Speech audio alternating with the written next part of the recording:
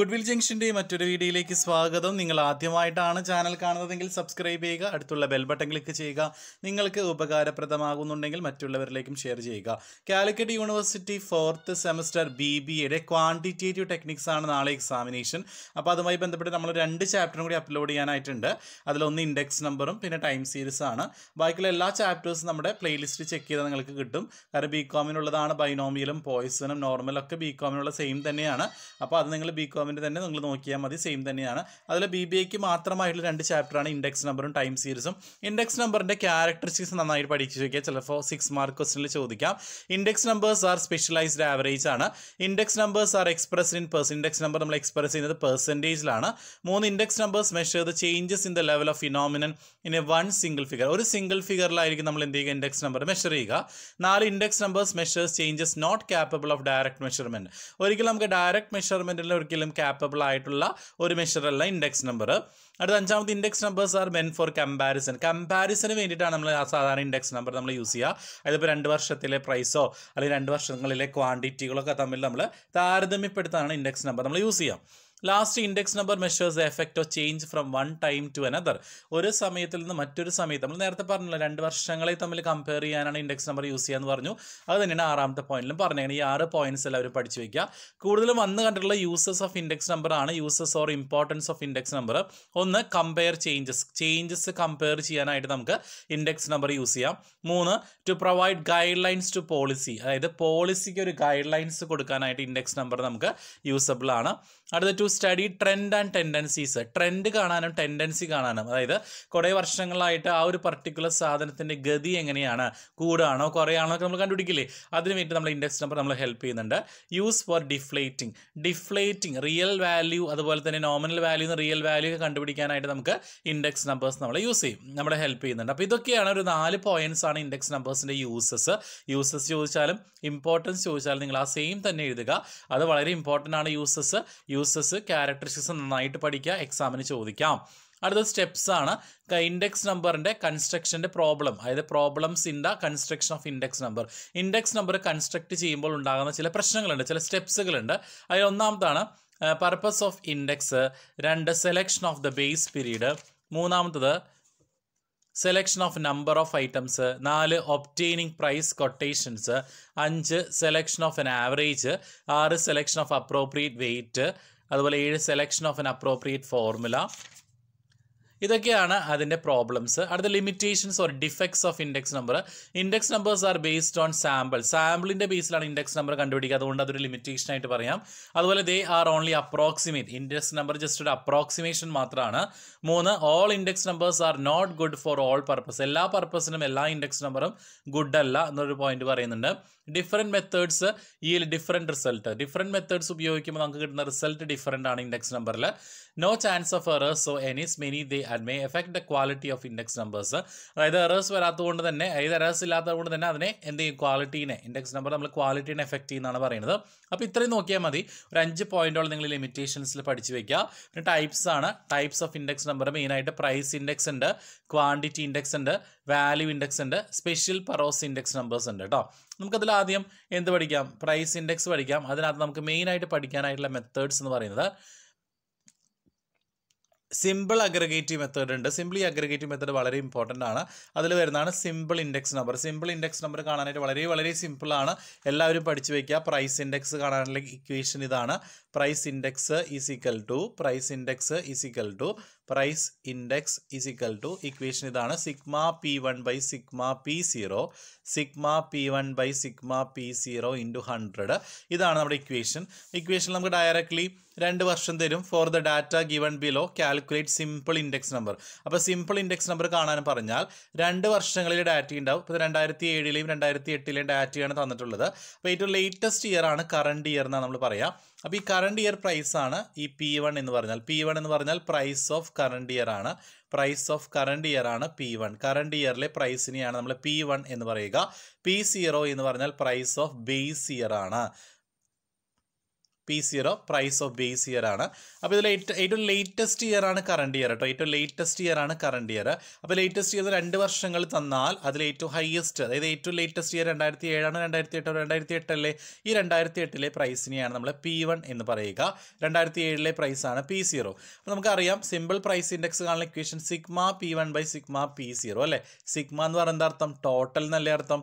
അതായത് P1ൻ്റെ ടോട്ടലിനെ P0നെ ടോട്ടൽ വെച്ച് just divide ചെയ്താൽ മതി. അപ്പോൾ P1 കണ്ടുപിടിക്കുക. ആദ്യം നിങ്ങൾ ക്വസ്റ്റ്യൻ കിട്ടുമ്പോൾ സിഗ്മ P1 കണ്ടുപിടിക്കുക. വേറെ എക്സ്ട്രാ കോളൊന്നും വരയ്ക്കേണ്ട, ജസ്റ്റ് കൂട്ടിയാൽ മതി. 7 + 9 + 15 + 24 + 4 കൂട്ടുക. അതുപോലെ P0യും ടോട്ടൽ ചെയ്യുക, ജസ്റ്റ് ഇക്വേഷനിൽ അപ്ലൈ ചെയ്യുക. അപ്പോൾ P1ൻ്റെ ടോട്ടൽ നമുക്ക് 59 എന്ന് കിട്ടും. P0 53, 59/53 × 100 ചെയ്യുക, ആൻസർ 111.3. ഇനി simple average of relative method ആണെങ്കിൽ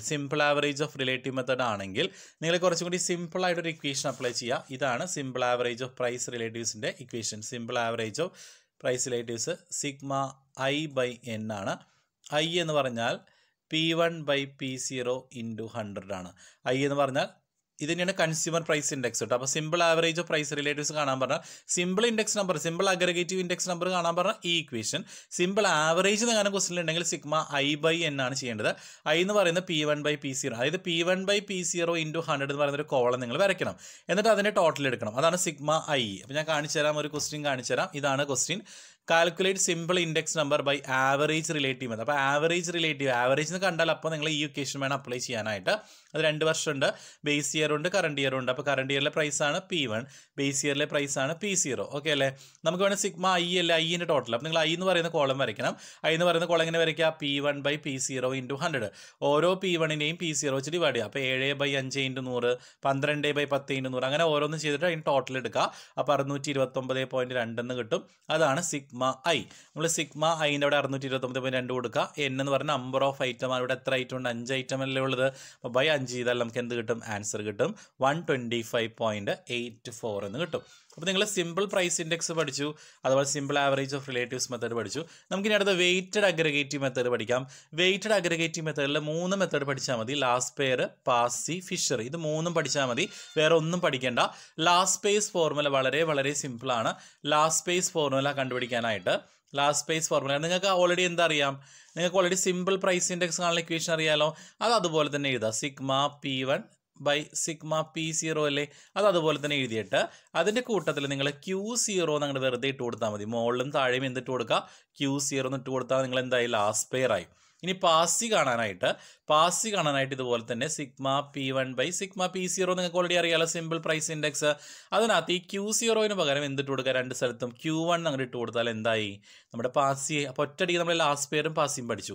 ഇനി ഫിഷർ എന്ന് പറഞ്ഞിട്ടുണ്ടെങ്കിൽ വളരെ സിമ്പിളാണ്. ഈ ലാസ്റ്റ് പെയറുടെ ഇക്വേഷനും പാസിയുടെ ഇക്വേഷൻ റൂട്ടിൻ്റെ ഉള്ളിൽ ഇടാം. അതായത് sigma P1 Q0 by sigma P0 Q0 into sigma P1 Q1 by sigma P0 Q1 × 100. വളരെ വളരെ സിമ്പിളാണ്. ഈ ഇക്വേഷനാണ് നമ്മുടെ ഫിഷേഴ്സ് ഇൻഡെക്സ് നമ്പർ. ഇതാണ് വളരെ ഇമ്പോർട്ടൻ്റ് ആയ ഇൻഡെക്സ് നമ്പർ കേട്ടോ, ഫിഷേഴ്സ് ഇൻഡെക്സ് നമ്പർ. അപ്പോൾ ഇങ്ങനെ 3 പേര് കണ്ടുപിടിച്ച ഇൻഡെക്സ് നമ്പറാണ്.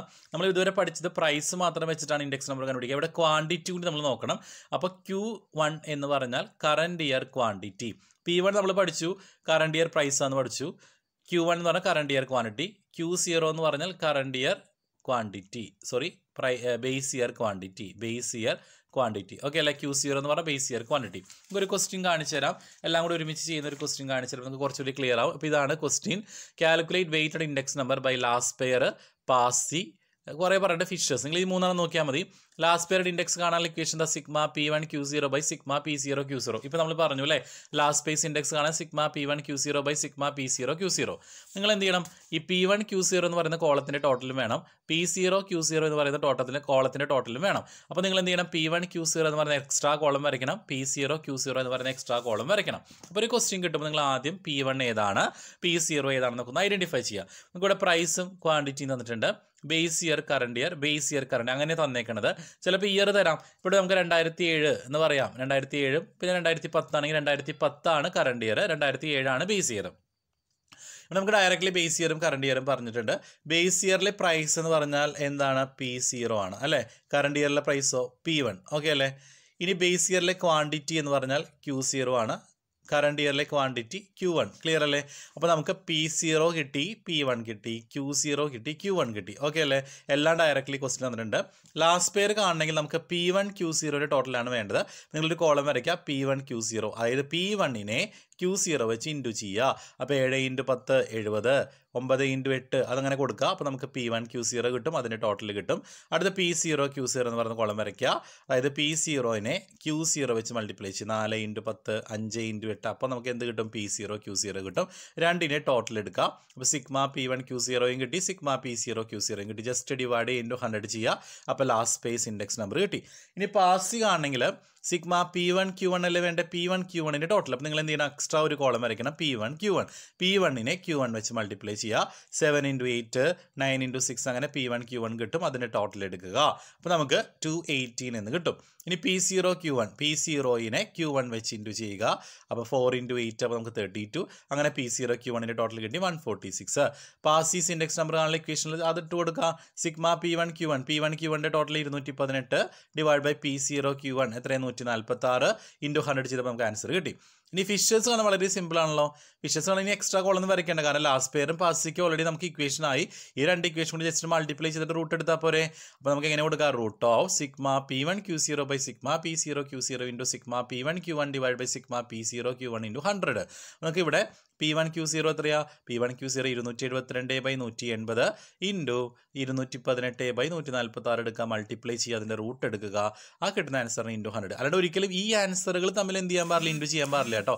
ഈ വാല്യൂ തന്നെ നിങ്ങൾ എന്ത് ചെയ്യണം? ഇവിടെ ഇട്ട് കൊടുക്കണം. 272/180 ഇട്ട് കൊടുക്കണം. അല്ലാണ്ട് ഇവിടെ കിട്ടിയ ഫൈനൽ ആൻസർ വെച്ച് ഇൻറ്റു ചെയ്ത്, കാരണം ഇവിടെ കിട്ടിയ ആൻസർ ഇൻറ്റു 100 ചെയ്ത് കിട്ടിയ ആൻസറാണ് കേട്ടോ. അതിൽ ലാസ്റ്റ് പെയറിന് പാസ് ചെയ്യും ആൻസർ വെച്ചിട്ട് മൾട്ടിപ്ലൈ ചെയ്യാൻ പാടില്ല. ഇക്വേഷൻ വെച്ച് തന്നെ കൊടുത്തിട്ട് വേണം നിങ്ങൾ ആൻസർ, ഫൈനൽ കിട്ടുന്ന ആൻസർ വേണം ഇൻറ്റു 100 ചെയ്യാനായിട്ട് കേട്ടോ. അതാണ് ഫിഷേഴ്സ് ഇൻഡെക്സ് നമ്പർ. വളരെ സിമ്പിളാണ് ഫിഷേഴ്സ് ഇൻഡെക്സ് നമ്പർ. എല്ലാവരും ഫിഷേഴ്സ് നന്നായിട്ട് നോക്കുക. ലാസ്റ്റ് പെയറും പാസ് ചെയ്ത ഇക്വേഷൻ ജസ്റ്റ് മൾട്ടിപ്ലൈ ചെയ്ത് റൂട്ട് എടുത്താൽ ഫിഷേഴ്സ് ഇൻഡെക്സ് നമ്പർ കിട്ടും. ഇനി ഫിഷേഴ്സ് ഇൻഡെക്സ് നമ്പർ കാണാനായിട്ട് ചിലപ്പോൾ നമുക്ക് ഡയറക്റ്റ്ലി ക്വാണ്ടിറ്റി തരില്ല കേട്ടോ. അപ്പോൾ നമ്മൾ ക്വാണ്ടിറ്റി കണ്ടുപിടിക്കണം. അപ്പോൾ ഇതിന് പകരമായിട്ട് വാല്യൂ എന്നായിരിക്കും ക്വസ്റ്റനിൽ തരിക. ചിലപ്പോൾ വാല്യൂ എന്നായിരിക്കും ക്വസ്റ്റനിൽ തരിക. അങ്ങനെയാണെങ്കിൽ നിങ്ങൾ കണ്ടുപിടിക്കണം. ഇവിടെ ഈ ക്വസ്റ്റ്യൻ നോക്കിയാൽ 2007 പ്രൈസ്, 2007 പ്രൈസ് 3 കമ്മോഡിറ്റി ഉണ്ട്. പ്രൈസ് വാല്യൂ തന്നേക്കണേ. വാല്യൂ എന്ന് പറഞ്ഞെങ്കിൽ ക്വാണ്ടിറ്റി കണ്ടുപിടിക്കണം നിങ്ങൾ. അത് കാണാൻ ജസ്റ്റ് ഡിവൈഡ് ചെയ്താൽ മതി. അപ്പോൾ 15/5 എത്രയാണ്? 3. 32/8 എത്രയായിട്ടുണ്ടെങ്കിൽ അതുപോലെ ചെയ്യുക. ഓക്കെ അല്ലേ? 1 4 വരും. ഓക്കെ അല്ലേ? ഇതുപോലെ ഇവിടെ 24/4 ചെയ്യുക. അപ്പോൾ 6. 72/9. അപ്പോൾ നമുക്ക് എന്ത് കിട്ടും? ക്വാണ്ടിറ്റി കിട്ടും. അപ്പോൾ പിയും ക്യൂവും കിട്ടിയില്ലേ? അതിന് നമുക്ക് കണ്ടുപിടിക്കാമല്ലോ ഫിഷേഴ്സ് ഇൻഡെക്സ് നമ്പർ. അപ്പോൾ നമുക്ക് ക്വാണ്ടിറ്റി ചിലപ്പോൾ നേരിട്ട് തരാതെ അതിന് പകരം വാല്യൂന്നോ അങ്ങനെ എന്തെങ്കിലും പറഞ്ഞ് തരികയാണെങ്കിൽ ജസ്റ്റ് ഡിവൈഡ് ചെയ്താലാണ് നിങ്ങൾക്ക് ക്വാണ്ടിറ്റി കിട്ടുക.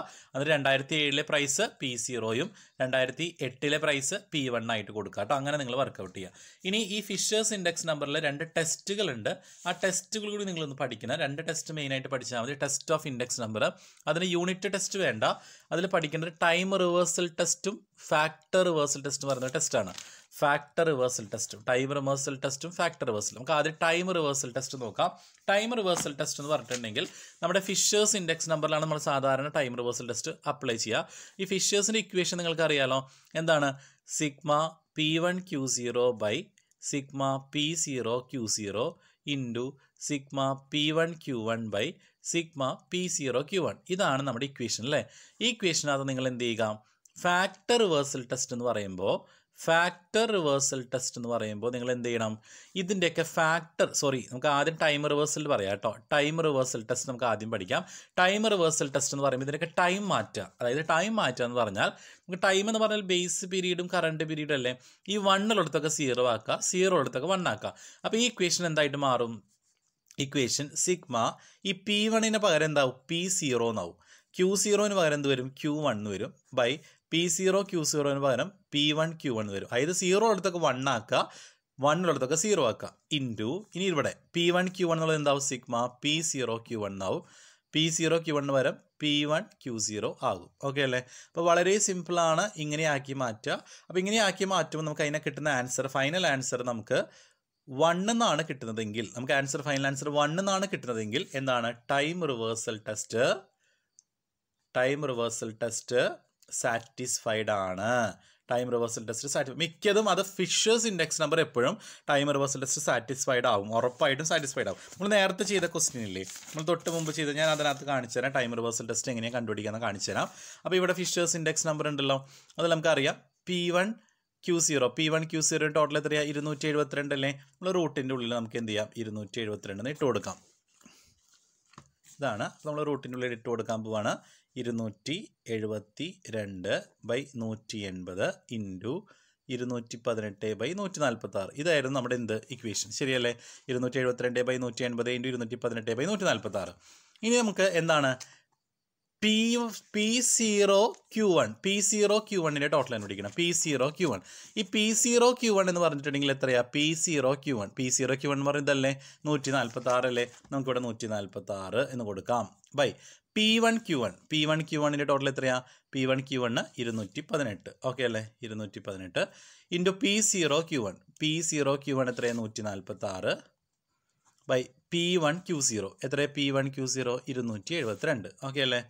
അപ്പോൾ നിങ്ങൾ ടൈമുകളെല്ലാം മാറ്റിയിട്ട് കൊടുത്തു, അപ്പോൾ കിട്ടിയ വാല്യൂസ് ഇതാണ്. ഇതിൽ ഈ 272 ഈ 270 കട്ട് ചെയ്ത് കളഞ്ഞാൽ മുകളിലും താഴെ ഒരേ നമ്പർ ഒന്ന് കട്ട് ചെയ്യാം. ഈ 218 ഇതും കട്ട് ചെയ്യാം, ഇതും കട്ട് ചെയ്യാം, ഇതും കട്ട് ചെയ്യാം. ഇതിൽ 180 വന്നിട്ടുണ്ട് അല്ലേ. 1 സെക്കൻഡ്. അപ്പോൾ ഇവിടെ 180 272/180. നമുക്കിവിടെ വന്നേക്കുന്നത് സിഗ്മ P1Q1 ആണ്. P1Q1 ടോട്ടൽ എത്രയാണ് വന്നേക്കുന്നത്? P1Q1 total 218. ശരിയല്ലേ? ഇവിടെ പക്ഷേ തെറ്റിയിട്ടുണ്ട് അല്ലേ. ഇവിടെ P0Q0 ആണ് എടുത്തേക്കുന്നത്. P0Q0 180 ആണ്. P1Q0/P0Q0 ഇൻറ്റു P1Q1/P0Q1 ആണ്. അപ്പോൾ നമ്മൾ ടൈം മാറ്റിയപ്പോൾ ഈ 0ക്ക് വരെ 1 വന്നു, Q1 വന്നു, P0ക്ക് P1Q1 വന്നു. അടുത്തത് P0Q1 അല്ലല്ലോ വരിക, P1 എന്നല്ലേ ഇവിടെ വരിക. നമ്മൾ തെറ്റിയിട്ടുണ്ട് അല്ലേ. P1 ആണ് കാരണം P0Q0 അല്ലേ വരിക. കാരണം 1 രണ്ടിടത്തും 1 ആണ്. അപ്പോൾ രണ്ടിടത്ത് 0 വരും കേട്ടോ. നിങ്ങൾ കറക്റ്റ് ചെയ്യണം കേട്ടോ. അപ്പോൾ P1Q1 P0Q0 ആണ് അല്ലേ. ബൈ P0Q1 വരാം P1Q0. അപ്പോൾ P0Q0 എത്രയാണ്? P0Q0 180. ശരി തന്നെയാണ്. 146 അല്ല, ഇവിടെ 180 ആണ്. അപ്പോൾ ഈ 180 ഈ 180 കട്ട്. അപ്പോൾ മൊത്തമായിട്ട് നമ്മുടെ കട്ടായി പോകും. നമുക്ക് √1 കിട്ടും. അപ്പോൾ 1 എന്നാണ് ആൻസർ കിട്ടുക. അപ്പോൾ ടൈം റിവേഴ്സൽ ടെസ്റ്റ് സാറ്റിസ്ഫൈഡ് എന്ന് പറഞ്ഞ് എഴുതാം കേട്ടോ.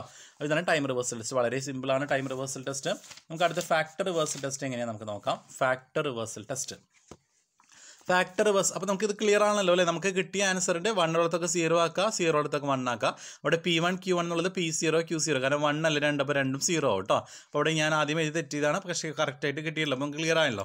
നമുക്ക് ഫാക്ടർ റിവേഴ്സൽ ടെസ്റ്റിലേക്ക് പോകാം. ഫാക്ടർ റിവേഴ്സൽ ടെസ്റ്റ് അതെന്താ വെച്ചിട്ടുണ്ടെങ്കിൽ ഫാക്ടർ മാറ്റുക. നമ്മുടെ ശരിക്കുള്ള ഇക്വേഷൻ നമ്മൾ ആദ്യം എടുത്ത് ചെയ്താൽ സിഗ്മ P1Q0/സിഗ്മ P0Q0 ഇൻറ്റു സിഗ്മ P1Q1/സിഗ്മ P0Q1. ഓക്കെ അല്ലേ. ഇവിടെ ശരിക്കും ഒറിജിനൽ ഇക്വേഷനാണ്. നമ്മുടെ ഫിഷേഴ്സിൻ്റെ തന്നെയാണ് ഞാൻ ഇവിടെ ചെയ്യണം കേട്ടോ. ഫിഷേഴ്സിന് തന്നെയാണ് ഞാൻ ഫാക്ടർ റിവേഴ്സൽ ടെസ്റ്റ് ചെയ്യാൻ പോണത്. ഇൻറ്റു P ഉള്ളടത്തൊക്കെ Q ആക്കുക, Q ഉള്ളടത്തൊക്കെ P ആക്കുക, P ഉള്ളടത്തൊക്കെ Q ആക്കുക, Q ഉള്ളടത്തൊക്കെ P ആക്കുക. അപ്പോൾ സിഗ്മ P1 പകരം എന്ത് വരും? Q1P0/സിഗ്മ Q0P0 ഇൻറ്റു സിഗ്മ P1Q1 വരെ എന്ത് വരും? സിഗ്മ Q1P1/P0ക്ക് പകരം Q0P1. ക്ലിയർ അല്ലേ? P ഉള്ളടത്തൊക്കെ Q ആക്കുക, Q ഉള്ളടത്തൊക്കെ P ആക്കുക കേട്ടോ. അതാണ് ഫാക്ടർ റിവേഴ്സൽ ടെസ്റ്റ്. ഈ ഫാക്ടർ റിവേഴ്സൽ ടെസ്റ്റ് ചെയ്യുമ്പോൾ നമുക്ക് ആൻസർ എന്ത് കിട്ടണം? ആൻസർ 1 എന്നല്ല നമുക്ക് ആൻസർ കിട്ടേണ്ടത്. ആൻസർ കിട്ടുന്നത് സിഗ്മ എന്ന് കിട്ടുന്നത് ആൻസർ സിഗ്മ P1Q1/സിഗ്മ P0Q0 ഇങ്ങനെ കിട്ടണം.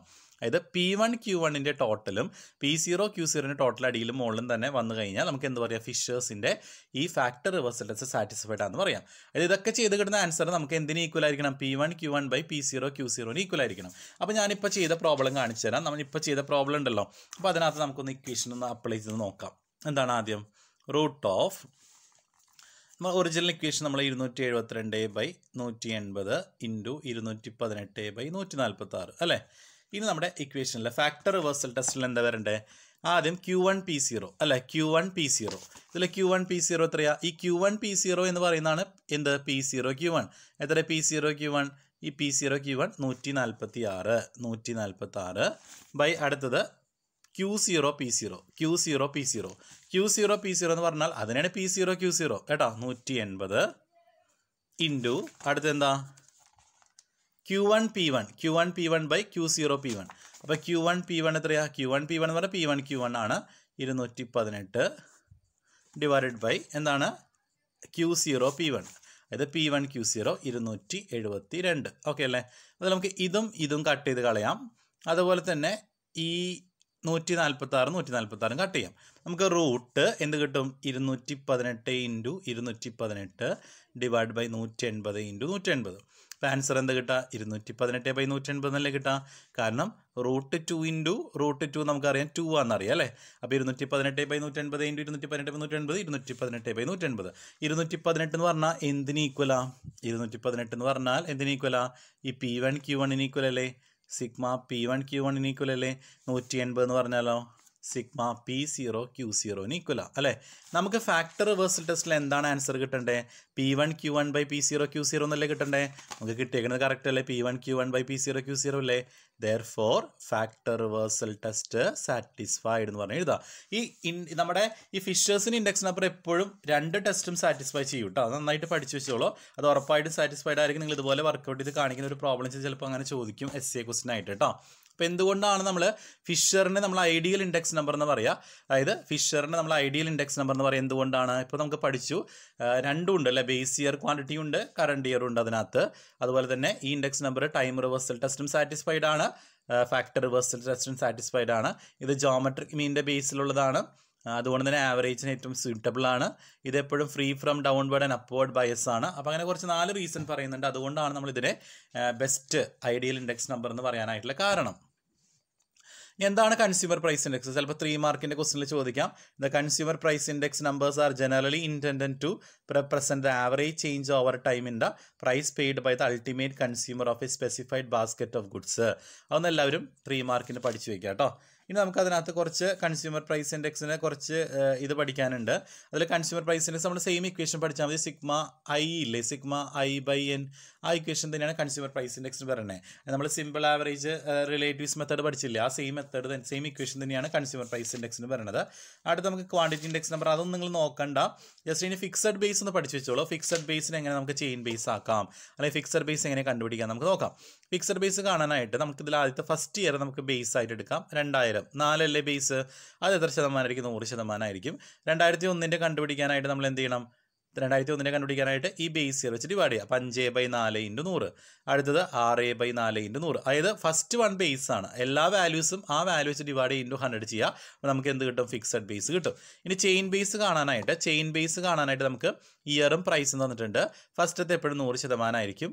അടുത്ത് കിട്ടാൻ തൊട്ട് മുമ്പത്തെ ഡിവൈഡ് ചെയ്യുക. 65/50 × 100. ഇപ്പോൾ ഇതിൻ്റെ കാണണമെങ്കിൽ 60/65 തൊട്ട് മുമ്പത്തെ ഡിവൈഡ് ചെയ്തിട്ട് × 100 ചെയ്യുക. അപ്പോൾ നമുക്ക് എന്ത് കിട്ടും? ചെയിൻ ബേസ് കിട്ടും. ഇനി എങ്ങനെയാണ് നമുക്കൊരു ചെയിൻ ബേസ് തന്നാൽ ഫിക്സഡ് ബേസ് ആക്കാൻ നമുക്ക് നോക്കാം. ചെയിൻ ബേസ് വന്നിട്ട് ഫിക്സഡ് ബേസ് ആക്കണമെങ്കിൽ 90. ഫസ്റ്റ് നമുക്ക് ആ സെയിം വാല്യൂവിന് ഇട്ട് കൊടുക്കുക. ഇനി അടുത്തത് നമുക്ക് കിട്ടാനായിട്ട് കറണ്ട് ഇയറിലെ ചെയിൻ ബേസിനെ പ്രീവിയസ് ഇയറിലെ ഫിക്സഡ് ബേസ് ആയിട്ട് ഇൻറ്റു ചെയ്യുക, ഡിവൈഡ് ബൈ 100 ചെയ്യുക.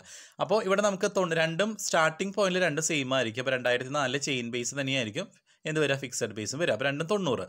അടുത്ത 105 ഫിക്സഡ് ബേസ് എങ്ങനെ കാണാം? ഈ വർഷത്തെ ചെയിൻ ബേസ് ഇൻറ്റു തൊട്ട് മുമ്പത്തെ ഫിക്സഡ് ബേസ്. അപ്പോൾ 105 × 90/100 ചെയ്യുക. അപ്പോൾ 94.5 കിട്ടും. അടുത്തത് കിട്ടാൻ 102 × 94.5 ഡിവൈഡ് ബൈ 100. എല്ലാ അടിയിൽ 100 വരുന്നത് കേട്ടോ. അപ്പോൾ ഇങ്ങനെയാണ് നമ്മൾ ചെയിൻ ബേസിനെ എന്താക്കി മാറ്റുക? ഫിക്സഡ് ബേസ് ആക്കി മാറ്റുക. ഇനി ഫിക്സഡ് ബേസിൽ എങ്ങനെ ചെയിൻ ബേസ് ആക്കാം?